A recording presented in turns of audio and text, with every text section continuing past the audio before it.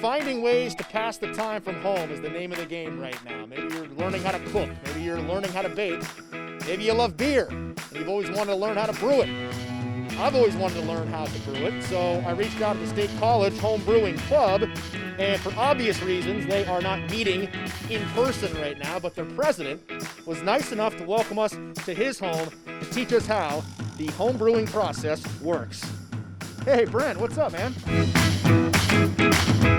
So today we're going to be brewing an English-style bitter, a really old-style beer, but one that's pretty near and dear to my heart. This is the first step of the process. Talk about the pieces of equipment, and you said pretty reasonably priced.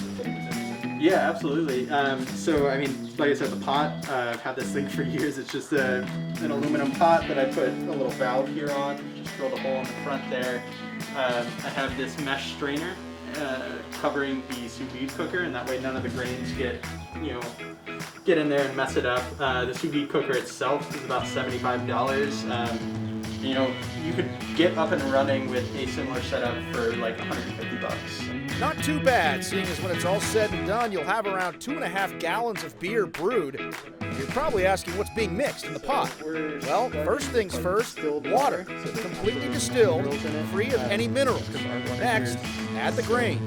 When did you start finding an interest in doing this?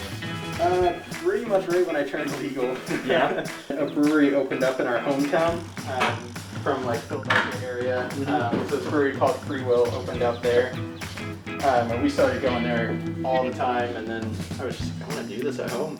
So as we continue to mix what's called the mash, basically the goal is pulling the sugars out of those grains that will then later be fermented. After the mixing is done, we wait about an hour.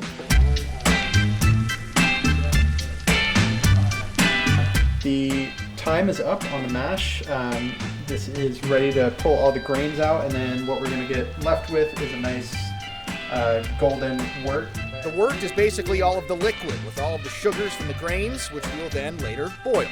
So I'm going to pull this out of here and hopefully not make too much of a mess, but as hard as I try, that never really happens.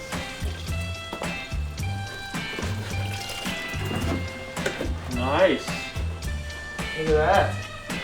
Alright, now we'll just let that sit and drain, and whatever we get in there, we'll just add back to the pot and we're ready to boil.